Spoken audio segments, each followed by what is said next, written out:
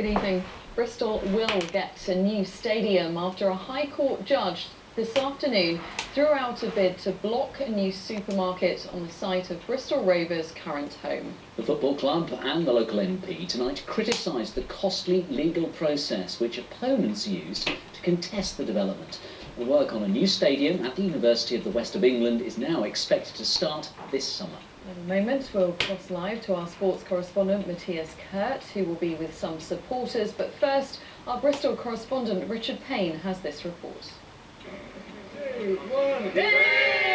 It could well prove the most important result of Bristol Rovers' history. A victory that surely now clears the way for a long-awaited move to a new home. It is the only way forward for the club. We've clearly got very old facilities that weren't actually built for a football club. What for years have been merely drawings can now start becoming bricks and mortar. Holding 20,000 fans, work on this £40 million stadium could be complete as early as August 2015. It all came down to whether Bristol City Council had followed correct planning procedure in allowing a Sainsbury's store at the Memorial Stadium. Opponents Trash, traders and residents against Sainsbury's Horfield, argued not. They feared the full impact of the damage to shops on the nearby Gloucester Road hadn't been properly considered. So after a bitter battle of many months, it took the judge just 60 seconds to hand down his ruling.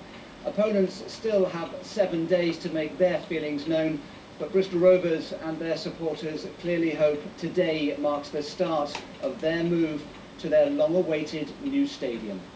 Today's ruling ends a saga which began in June 2011, when Rovers' plans to leave the Memorial Stadium were first announced.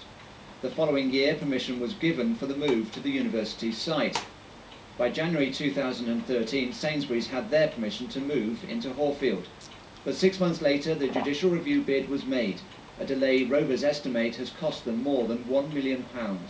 The local MP, who joined fans in handing over a 13,000 signature petition at Downing Street 2 weeks ago, insisted common sense had prevailed.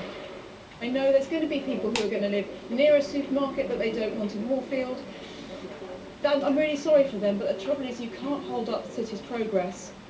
Opponents expressed their profound disappointment and said they would review the judgment before commenting further.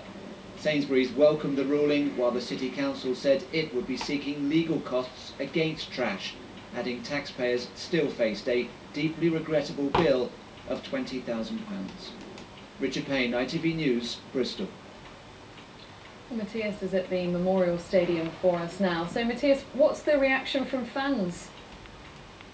Well, they're euphoric, as you might expect, and that's certainly been a reaction all over social media today, with a couple of supporters now who are thrilled. We're outside the old Memorial Stadium gates here, a ground, of course, more associated with rugby for the best part of 100 years, but home to Bristol Rovers, your club since 1996, not for much longer.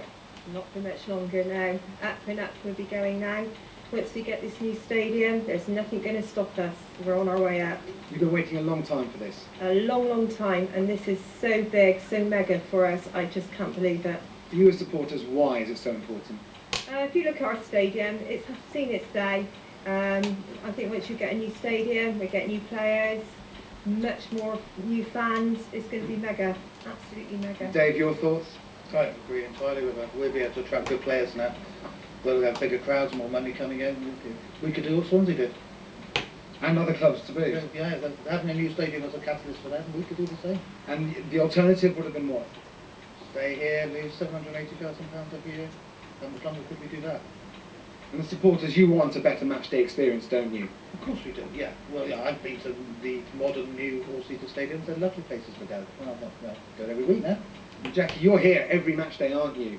Selling programmes. Yes, I am, and I'm fed up with getting wet. But when we get our new stadium, I know I should be in the dry with thousands and thousands of fans.